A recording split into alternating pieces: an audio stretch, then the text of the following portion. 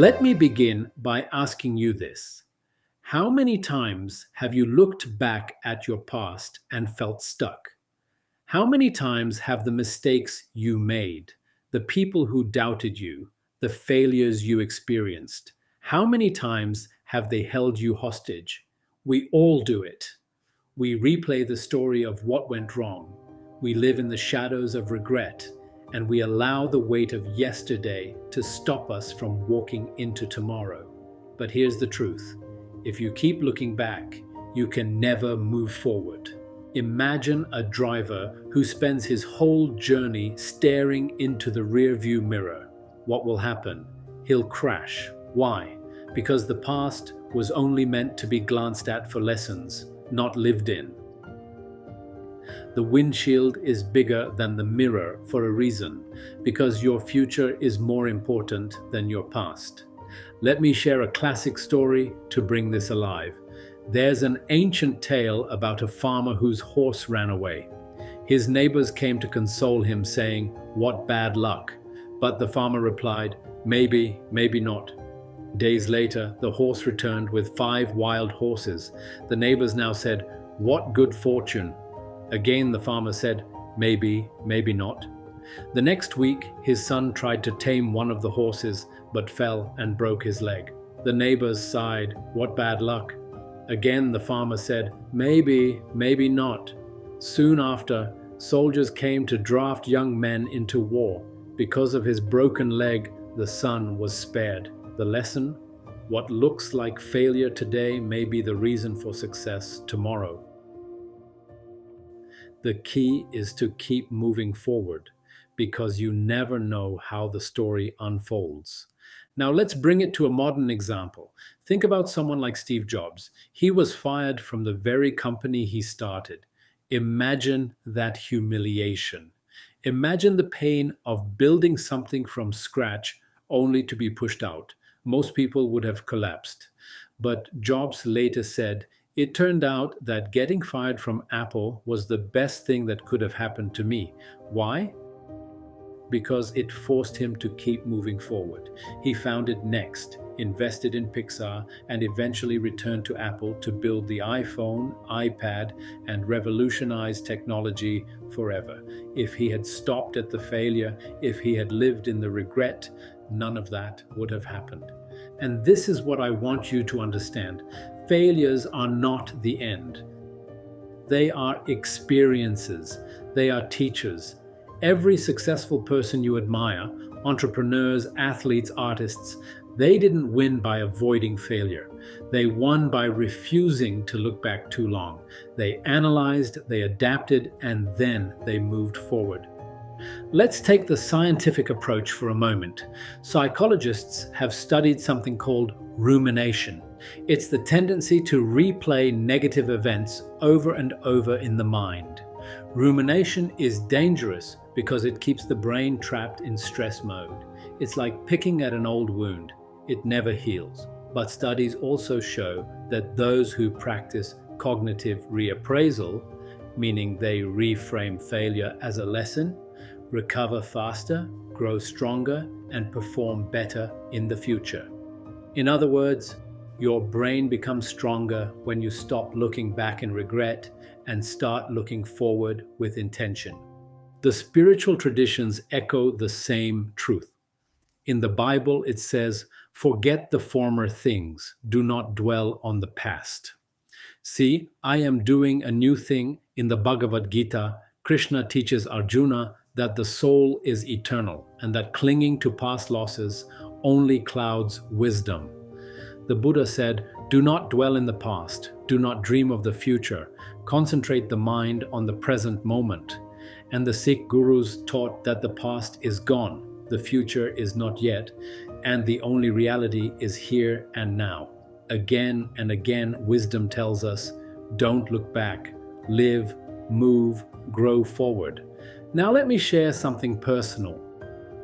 In my own journey, I've had setbacks that could have made me stop, business ventures that didn't go to plan, decisions I regretted, moments when I felt like giving up. But here's what I realized. Every so called failure was actually training. It showed me what didn't work. It revealed weaknesses I had to strengthen. It gave me the experience to make better choices. Looking back in regret would have paralyzed me. Looking back for lessons gave me direction, and moving forward turned those lessons into victories. So, how do you do it? How do you stop the mind from clinging to the past and learn to keep moving forward? Let me give you some practical steps. Number one, redefine failure. Don't see it as the end, see it as feedback. When something doesn't work, don't ask, why me? Ask, what is this teaching me? Number two, limit the rearview mirror. Reflect, but don't dwell. Set a time limit to analyze mistakes. Maybe one evening, then close the book and move on. Number three, reframe regret. Instead of saying, I wasted years, say, those years built me into who I am today.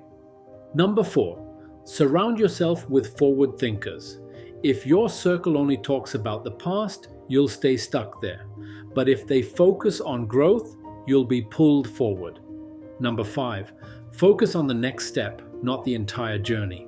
Success is built by moving forward one step at a time. Let's pause for a second. If you're still with me, it means you're committed to moving forward no matter your past. So if this resonates with you, take a moment to like this video, share it with someone who needs to hear it, and subscribe to the channel so we can grow this movement together. Now let's continue. Let's return to another story, the story of Thomas Edison. He famously tried thousands of times to create the light bulb. When asked if he felt like a failure, he said, I have not failed. I've just found 10,000 ways that won't work. That's the mindset of moving forward. Each setback was not a wall, it was a signpost pointing him to the next attempt, and eventually the light came. Now let's bring it to everyday life.